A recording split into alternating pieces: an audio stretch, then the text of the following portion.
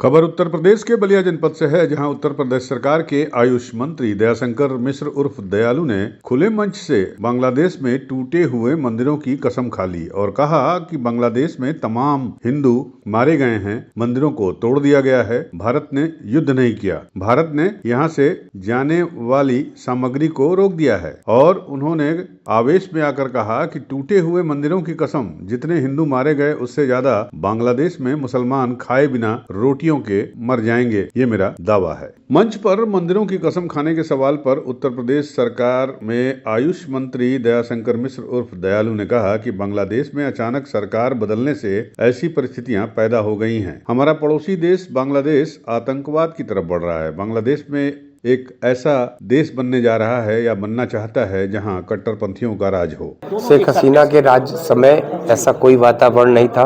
बांग्लादेश का जन्म भारत ने कराया है और उस बांग्लादेश में इस तरह की परिस्थितियां कभी नहीं थी। वर्तमान का दौर आपने देखा है, दुनिया ने देखा है, वो बहुत पीड़ादायी था। एक ऐसे देश के लिए जिस देश के रिश्ते अचानक एक सरकार बदलती है और मुखिया के बदलने से, सत्ता के परिवर्तन के बाद से ऐसी परिस्थितियां आई हैं, वो बहुत ही दुखद है। सरकार उसका संज्ञान ले रही है और सरकार ऐसे फैसले कर रही है कि धीरे धीरे सब कुछ दूध का दूध पानी का पानी हो जाएगा। नहीं, कहीं नहीं ऐसा है। वो चूंकि उनको नफरत है, वो देश जो है वो आतंकवाद की तरफ बढ़ रहा, वो देश में जिस तरीके की भावनाएं प्रबल हो रही हैं, ये बांग्लादेश भी अब दुनिया के उन देशों में शामिल होना चाहता है या ऐसा देश बनना चाहता है जहां बहुत कट्टरपंथियों का राज है। तो मुझको लगता है कि वो देश जिस तरफ जा रहा है वो भारत का, चूंकि वो पड़ोसी मुल्क है जिसकी भारत ने बहुत मदद किया है, जिसका जन्म ही भारत ने कराया है। एक ऐसा देश, शेख मुजीबुर रहमान कहा करते थे कि मैं भारत का कर्ज अपने शरीर के, अपने चमड़े से जूती बनाकर भी नहीं उतार सकता।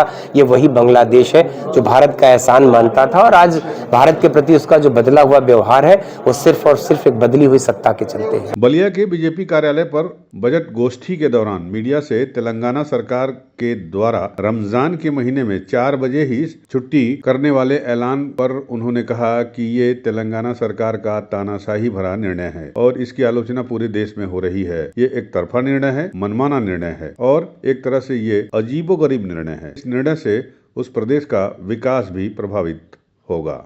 अगर अपने किसी के लिए इस तरह की सोचती है तो सारा जो सरकारी एम्प्लॉई होगा, सरकारी नौकरियों में जो लोग हैं, निश्चित ही सरकार का काम प्रभावित होगा। तो ऐसे में ये तानाशाही भरा निर्णय है। अगर इस तरह का निर्णय है तो मैं नहीं समझता कि इस निर्णय की देश में कहीं सारे लोग इसकी कहीं ना कहीं से आलोचना करेंगे। एक तरफा निर्णय है और एक मनमानी का निर्णय है।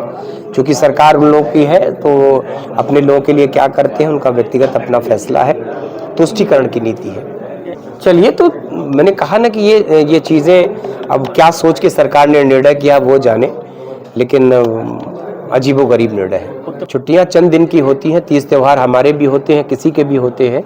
हर धर्म के लोगों को अपने त्यौहार मनाने का अधिकार है और वो छुट्टियां सीमित होती हैं और उसका इंसान, चूंकि कोई भी व्यक्ति ऐसा, उसके पास समय इतना नहीं होता, तो सरकार उतना ही छुट्टी देती है जितने से कि सरकार का काम भी चलता रहे, समाज भी चलता रहे और उस व्यक्ति का भी काम चलता रहे। विकास में बाधा आएगा? निश्चित आती है। बहुत लंबी छुट्टियां आप धीरे पहले देखिए ना, गर्मी की छुट्टियां कितनी बड़ी होती थी स्कूलों में। आज गर्मी की छुट्टियों का सत्र बदल गया तो बच्चों को बहुत कम समय मिलता है। विंटर वेकेशन होता था, लेकिन आज आपको लगता है कि वक्त की जितनी अधिक उपयोगिता है, वक्त का जितना सदुपयोग कर लिया जाए, तो फिर ये तो किसी राज्य की सरकार को के ऊपर निर्णय है कि वो क्या फैसला लेती है। यूपी न्यूज़ 9 के लिए बलिया से अमित कुमार की रिपोर्ट।